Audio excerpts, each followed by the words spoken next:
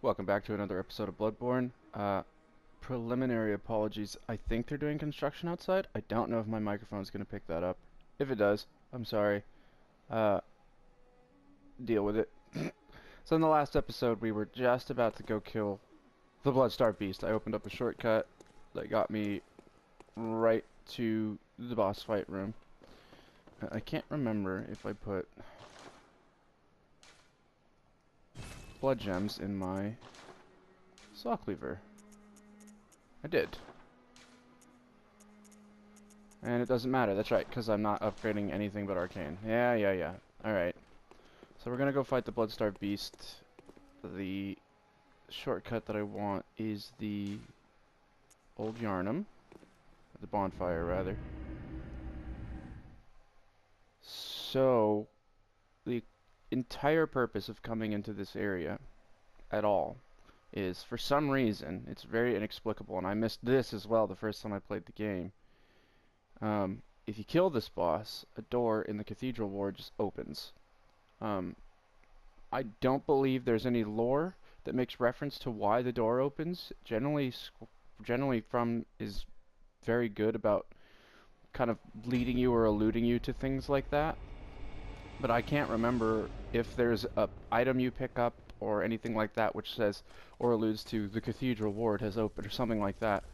So I just completely missed it, which is a shame because, and it's a good thing I wasn't doing an arcane build my first time through because I would have just had to restart the game.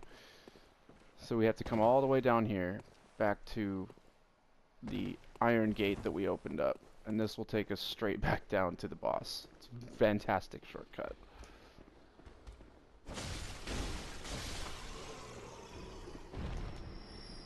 The Bloodstarved Beast, this boss we're about to fight, it's not the most difficult boss. What's actually annoying about it is its 3 stages are defined by increased aggressiveness, and it unleashes poison, a poison cloud, which is terrible because as the phases go on,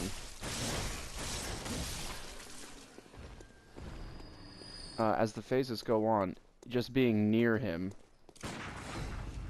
will poison you.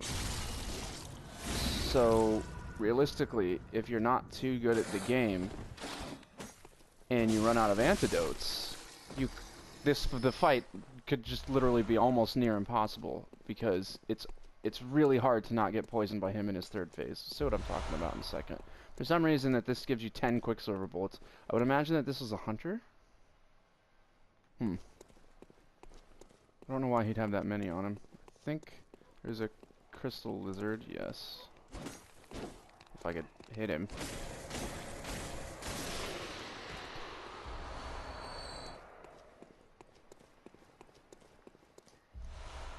Get some more bold hunter's marks. There are scattered enemies in this area, but I think you can pretty much ignore them. See, this will be Albert. So this is an old hunter's bell. Alfred Albert. You can summon him, and he helps out a lot during the fight, but it makes it kind of easy, and I don't want it to be, like, too easy. Because, like I just said with the poison issue, Alfred kind of stops that from happening to you. Because the Bloodstarved Beast will focus on him. Don't touch me.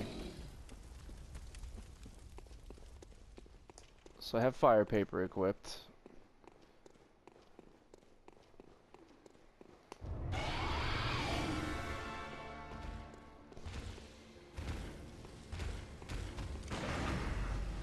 You can parry him. It's not advised because being in front of him is where you don't want to be.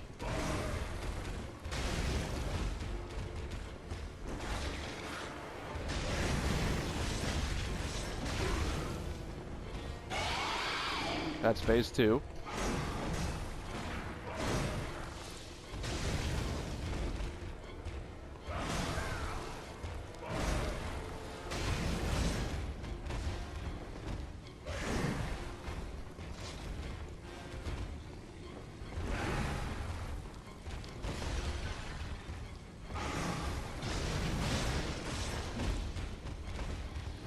He's pretty wily. He has moves like that which forcibly make you unlock from him, which is kind of a cheap tactic because then you just start swinging into the ether He's not too difficult. If you just dodge past him every time he attacks, he just kind of goes away from you. But in his third phase, when the poison just starts proccing naturally around him, it becomes a bitch to do actual damage to him, because you can only get 1 or 2 hits in before you have to run away from him. And that was a strange hit to take just now.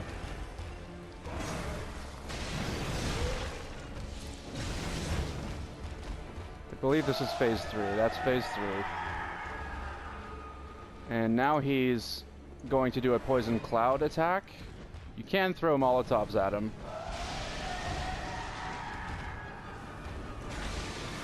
Doing what I'm doing right now is highly ill-advised, dodging away from him.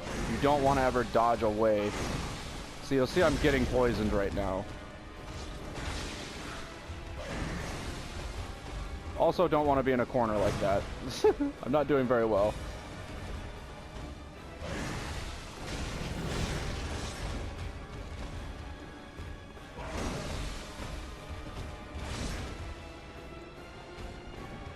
I think he's doing another poison cloud. Nope, that killed him. Again, Molotov cocktails coming through to save the day. I don't actually really use them against him either, but I guess the first boss... ooh! See, I was getting poisoned by nothing just now. I was standing in something that was poisoning me. The AoE for his poison cloud does not have an actual on-screen visual element, which is retarded in my opinion, but I actually got through that fight without getting poisoned, which is great. I might get poisoned here trying to pick this up. No, you can find 3 antidotes back there. So you touch this, and we picked up, from that boss fight, we get the Thumero Chalice. We also picked up the Ritual Blood. Material used in Holy Chalice Ritual. One of the basic ingredients used to satiate a Holy Chalice is this incoagulable blood. When all is melted in blood, all is reborn. So this item, this Ritual Blood, is used for Chalice Dungeon, random dungeon generation. And the Ritual Bloods come in tiers of 1, 2, 3, 4, 5, and it makes the dungeon harder as you progress. What else did we pick up here? Nothing special. No. Did we read the description of these? Yeah, we did. Alright, so this is what we picked up from this boss fight. Thumero Chalice. This is a chalice dungeon chalice. Ritual chalice found in the Church of the Good Chalice. Used in a ritual at the tomb altar in the Hunter's Dream to break the seal of the old underground labyrinth. Let the chalice reveal the tomb of the gods. Let blood be the hunter's nourishment, and let you partake in communion. So, from a lore perspective, these chalices allow you to go into the area where the Bergenworth scholars discovered the holy medium, which allowed them to do blood magic. You don't find anything of the sort down there. It's just kind of an excuse to make randomly generated dungeons, which is a very nifty concept. But I like how they tie it into the lore of the thing. And the Thumero Chalice that I just got isn't the only chalice that you can get. You can get other chalices which turn the labyrinth into a different style of dungeon, which makes it sometimes harder to see, sometimes you have less health, sometimes there's different enemies. It's very well done, in my opinion, but people didn't receive it well. It was confusing to me. We could use our souls right now, but I'm not going to because I need to go back to the Cathedral Ward and go through that open door. The reason I don't want to use my echoes is because I want to save them for upgrading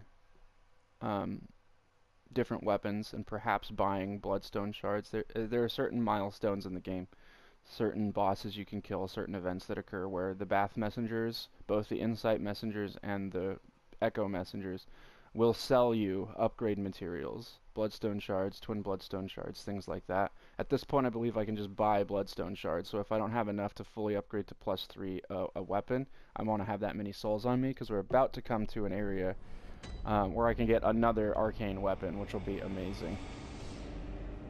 Does she have any new dialogue? You. Stay away from me. No. Is Eileen out here first? I've never tested this. No, see, okay, so Eileen's the crow. Will be standing right here. When you open all the gates in the Cathedral Ward area. We're not going to do that yet. I still want to get my weapon here. Typical elevator shortcut. Oop. Easy to miss. I believe you get a rune out of this. Yes.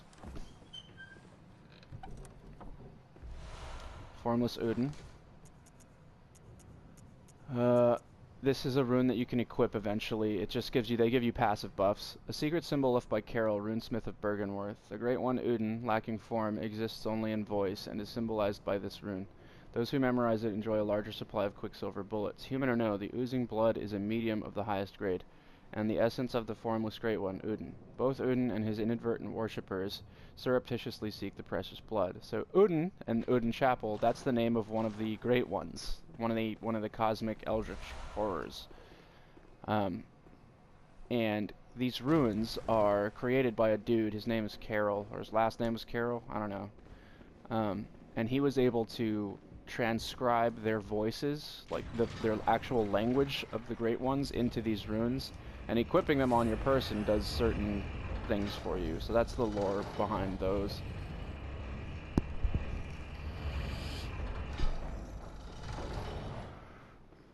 So we want to come through here quickly because this asshole...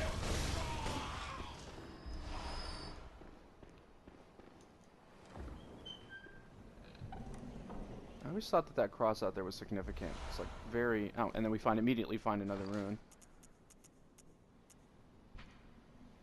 A secret symbol left by Carol. Several runes relate to blood, including communion, which raises the maximum number of blood vials one may carry. This rune represents the healing church and its ministers. Blood ministration is, of course, the pursuit of communion. This part can kind of suck.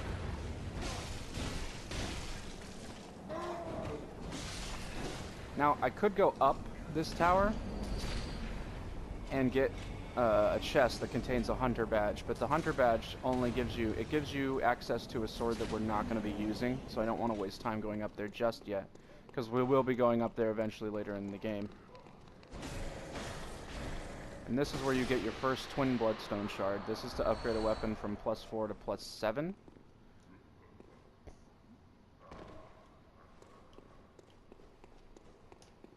We're going to need a lot of those.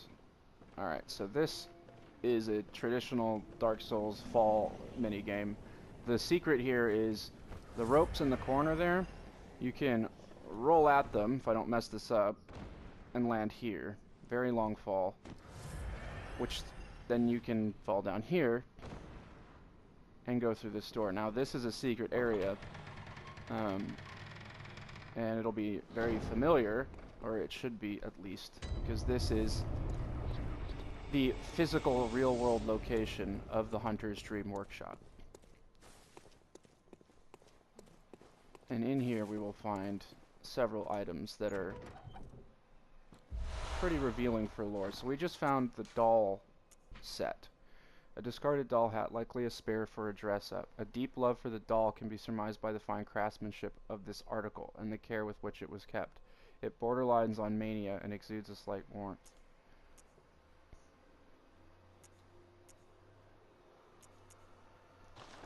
So that's the clothes that the doll wears in the Hunter's Dream. And we come inside and it's just decrepit and all broken down. Find a small hair ornament. Forget where that goes. Is it a key? It's a key. A small, very ordinary hair ornament. Although it has been lost for quite some time, one can still see signs of the care which the tasteful ornament was once kept. Its color would stand out against a brilliant head of grayish hair. So clearly we have to give this to the doll. And we get a lamp here, which is nice. We come over here, and we get a very important item, 1/3 of the umbilical cord. Now this is an item, it's a part of a set of 4. You only need 3, but you need 3 of these, and then you need to eat them or consume them to get the actual real ending of the, well, okay, I would say it's the canon ending of this game. There's 3 endings, if you exclude the Hunter's Dream, and then before, or the DLC, but anyways. A great relic, also known as the Cord of the Eye. Every infant Great One has this precursor to the umbilical cord. I'm not really sure what that sentence means. Every Great One loses its child, and then yearns for a surrogate. The third umbilical cord precipitated the encounter with the pale moon, which beckon the hunters and conceive the hunter's dream. Used to gain insight, and so they say eyes on the inside, although no one remembers what that truly entails. So this is incredibly cryptic. You find out later, just to clear this up a little bit, that very first sentence in the second paragraph, every great one loses its child and then yearns for a surrogate.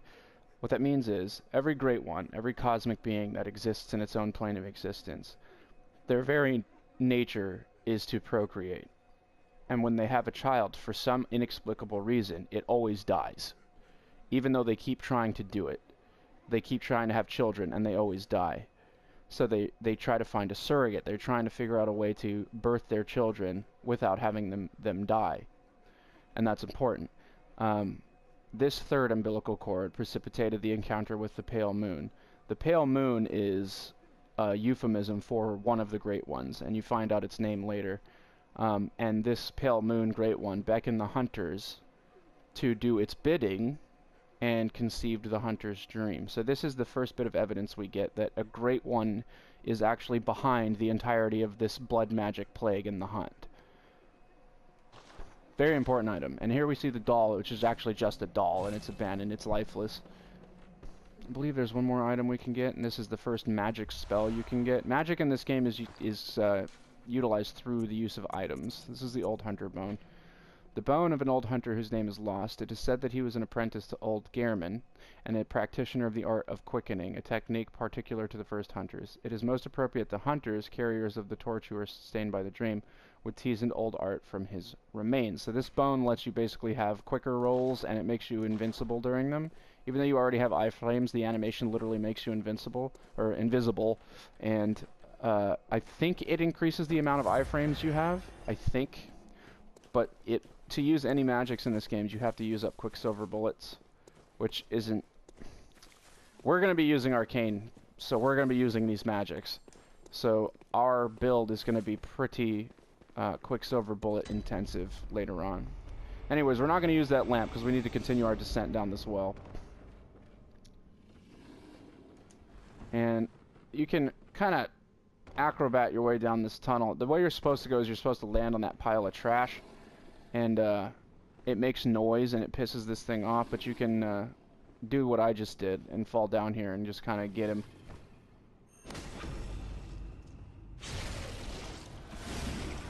Get him off guard like that. Chain backstabbing is a thing, simply because of the animations of some enemies. Okay, we picked up another Carol rune. And that was Beast. A secret symbol left by Carol. Transcription of the roar of a labyrinth beast. The bearer of the beast rune has accentuated temporary transformation effects.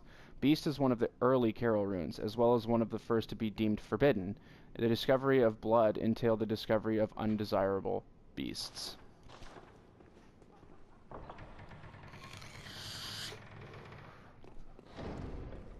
So this is actually where we're going to find our gem, so it's pretty exciting. Got an NPC here. Oh, and she's insane. Oh. Well. So we're going to want to duck left here. This area is actually pretty hostile. Not that the rest of the game isn't hostile, but... And here we find a rumpled Yarnum hat and some sweaty clothes. Common Yarnum cap, well worn in its shape. And...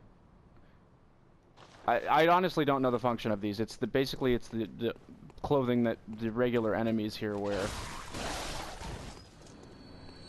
Okay, we want to come through here. Want to kill these enemies in a specific order because they can be a real bitch.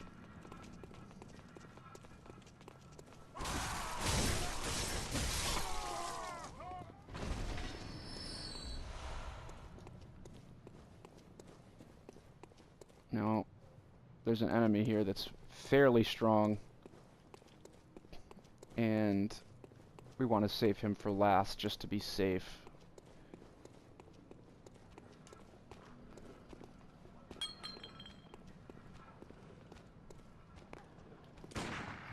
Come here. Dog first, please. Dog first.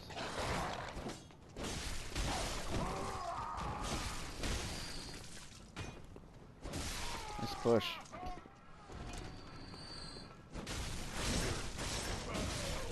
Alright. Now for the big bad. These dudes are kind of strewn throughout. Eventually they become easier to kill, but these are the bagmen. Eventually we want one of these to kill us, so he can take us to a new area. But the best way I find to kill them is to get a backstab on them if you can. And chain them. Because once they get about to half health, they transform into like an angry version of themselves. And they move incredibly fast, and they do stupidly high damage. It's a little bit ridiculous. But over here is the prize. Down here is the gem that we want. And it is guarded by the first kin enemy in the game. It's going to be a little Cthulhu beast. These guys suck because they can take your insight from you. Oh shit. And that move there freezes you. And they run up to and grab you. It's really creepy. You can see that its face is like a bunch of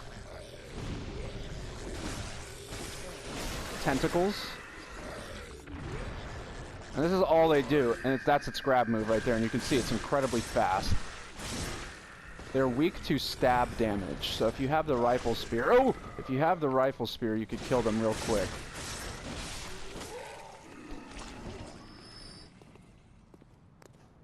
And we get the Fire Blood Gemstone. That's exactly what we wanted. So we're gonna run over here, exit this area.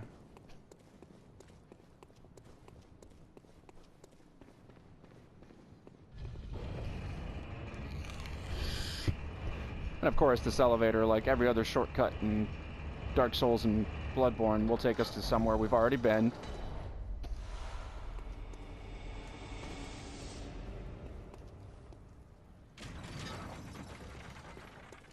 And you'll see in a second where that is. But we want to go up this ladder first, because there's items up here, and it takes us to the same location.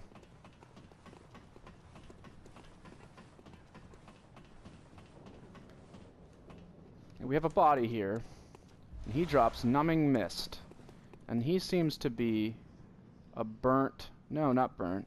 He seems to be a hunter. Let's check out the Numbing Mist. Throw to create a mist cloud that numbs a hunter's essence and prevents restoration of HP. Someone just climbed that ladder behind me. That's terrifying. We run from them. There's another item here. Yeah, it's a black messenger hat. So that's just another hat you can put on your little messenger buds. We're going to come all the way back down here. And this is the front exit to the Cathedral Ward.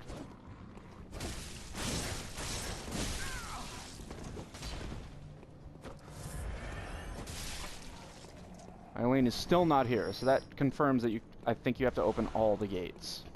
But we want to go back to the Hunter's Dream. So yes, this is the Cathedral Ward. We need to finish the Numbing Mist description.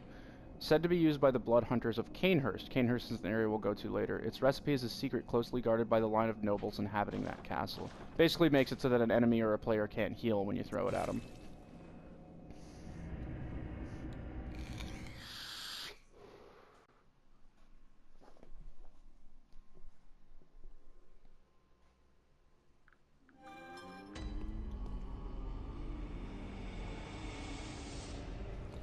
Alright, let's go put this in our weapon and see what it does to it.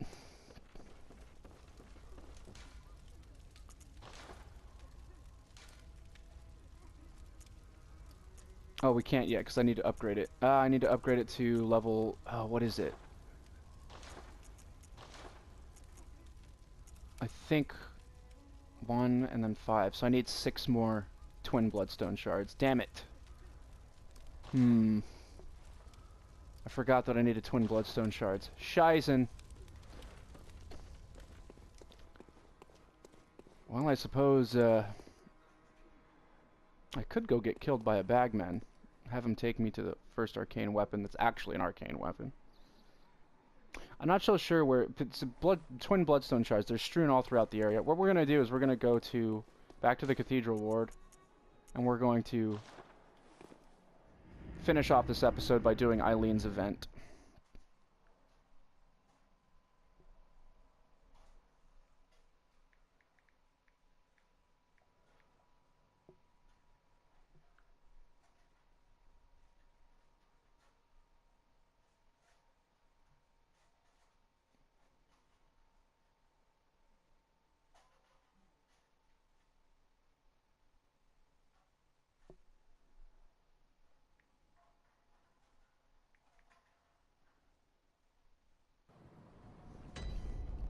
Alright.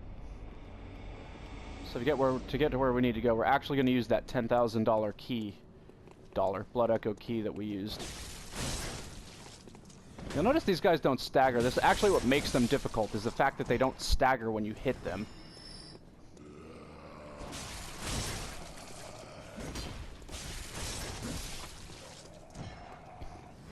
Basically forcing a dodge out of you. So we want to come up this way.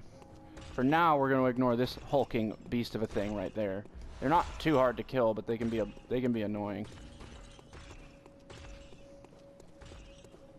So we come up here, and this is the gate. You open this gate with the thing, and this basically just gives you access back to the area where we just came from the Bloodstarved Beast. But we want to go left.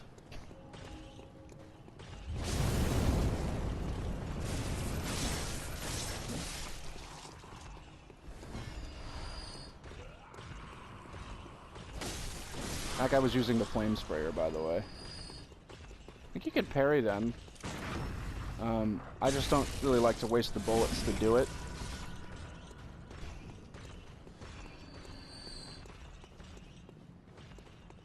This will lead you down through an alleyway, which is kind of a bitch of an area.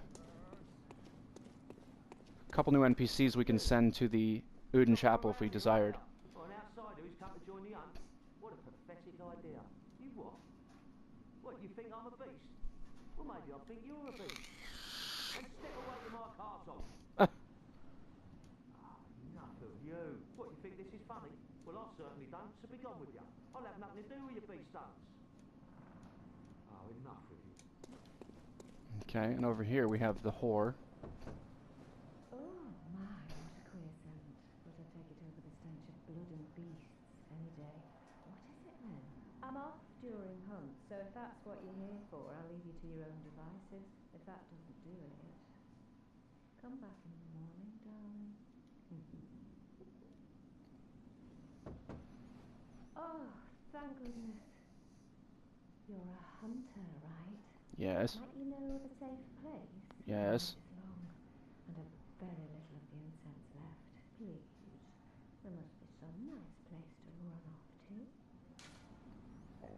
So you have to have both of these options. Thank you, darling. I don't know why my character emoted. You have to have both of these options to even get the prompt to send this woman somewhere. And then you go back and talk to this guy. What's this two-bit nonsense you're peddling? I heard you told that wench about some shelter. Well, she's a damn fool to trust an outsider. Know why? Well, her sort's probably just fixing to feed some of your coin. All right. What crafty lies does the outsider have today? You think I'm an easy mark? Yeah? Well, give me your best shot. You have to tell this guy the opposite of where you want him to go because he won't believe you. We don't want him to go to Yosefka's clinic because he'll be turned into an alien, so we tell him Yosefka's clinic, so he goes to Odins Chapel. Too sharp for that bollocks. I know a superstition when I hear one. Outsiders. Even their lies are predictable. And then we continue along. So that's 2 new NPCs that'll appear at the Cathedral Ward, which is great.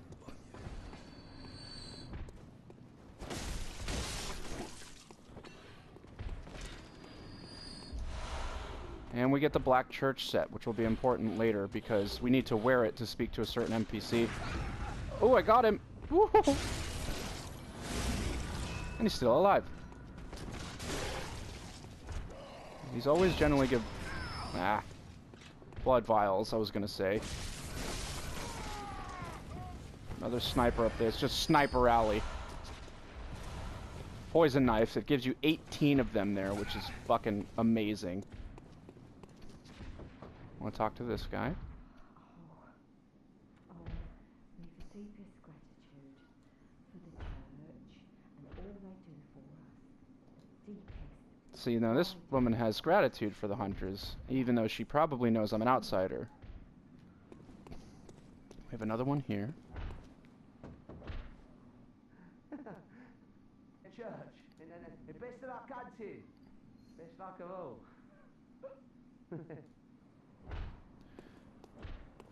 Alright, well, I've run out of time, but I suppose it's a good place to stop. In the next episode, we'll continue along, we'll open up the gates, and we'll do Eileen's event, the second event in her quest line. I believe there's only 3. But anyways, thanks for watching. I will see you in the next one.